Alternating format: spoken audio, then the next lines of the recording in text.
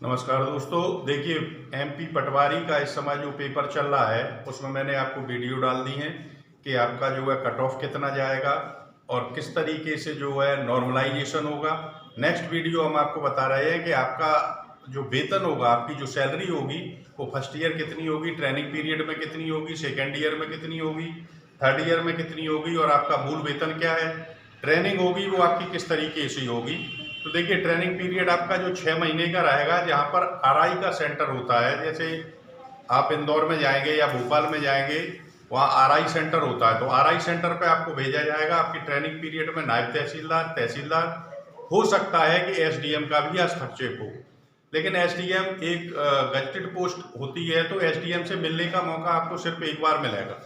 उसके बाद तहसीलदार भी कभी आएगा और नायब तहसीलदार रहेगा और आपको आरआई सेंटर पे भेजा जाएगा, तो आरआई आपके साथ रहेगा। तो उस पीरियड में क्या होता है कि कभी 1 या 1.5 महीने पहले शुरू में कुछ दिनों के लिए आपको किसी पटवारी के अंडर में रखा जाएगा और वो पटवारी आपको क्या खसरा होता है, क्या खतौनी होती है, किस तरीके से मेजरमेंट होता है, खेत को आप कैसे नापेंगे, किसी जगह को नापने के लिए मशीन का प्रयोग कैसे करेंगे, ये सब चीज़ें आपको सिखाई जाती हैं।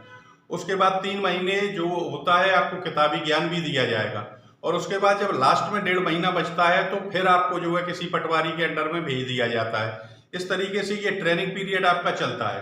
तो ट्रेनिंग पीरियड में भी आपको जो है वेतन दिया जाता है। देखिए एमपी पटवारी 2023 ट्रेनिंग एवं सैलरी, तो इस तरीके से आपकी ट्रेनिंग जो है पूरी की जाएगी। अब सैलरी जो होती है, तो देखिए जैसे अभी आपका जो मूल वेतन है वो 22,800 है।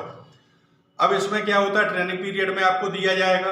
अब इसमें क्या होता है, फर्स्ट ईयर में डीए जो मिलता है वो आपको 70% है, सेकेंड ईयर में आपको 80% रहेगा, थर्ड ईयर में 90 रहेगा, फोर्थ ईयर में जाकर के वो आपका डीए आपके मूल वेतन में जोड़ दिया जाता है।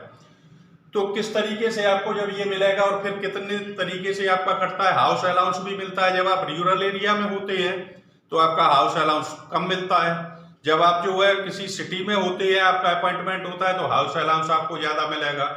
और इस तरीके से आपका जो फंड के लिए कटता है पैसा वो कटेगा। तो फर्स्ट ईयर में टोटल आपको लगभग 20,000 रुपये मिलते हैं। धीरे धीरे ये बढ़ता हुआ चला जाता है। सेकेंड ईयर में जो डीए आपका 80 हो जाएगा, पैसा तो कटना है क्योंकि जब आप रिटायर होते हैं जो आपको पेंशन दी जाती है या इकट्ठा पैसा दिया जाएगा, उसके लिए पैसा आपका काटा जाता है, तो 23,300। थर्ड ईयर में जाके ये 90% जब डीए हो जाएगा आपका, तो आपको लगभग 26,000 रुपये मिलेंगे। तो इस तरीके से आपका ये ट्रेनिंग पीरियड रहेगा और ट्रेनिंग पीरियड में भी आपको पैसा दिया जाएगा। लेकिन उसके बाद जब आपका 1 साल ये हो जाता है तो आपको इस तरीके से वेतन दिया जाएगा और वेतन धीरे धीरे जब डीए आपका 100% हो जाता है तो वो मूल वेतन में परिवर्तित हो जाता है। लेकिन जो पैसा आपका कट रहा है वो आपको रिटायरमेंट के बाद गवर्नमेंट वापस करती है पैसा अथवा पेंशन के लिए, और जो जब आप रिटायर होते हैं जो इकट्ठा पैसा मिलता है, जितना आपका जमा है उतना ही गवर्नमेंट भी आपका जो है साथ देती है। तो ट्रेनिंग पीरियड के बाद इस तरीके से आपका मूल वेतन प्रारंभ हो जाता है। नेक्स्ट सूचना जब आएगी तो हम आपको फिर देंगे। तब तक के लिए जय हिंद, जय भारत।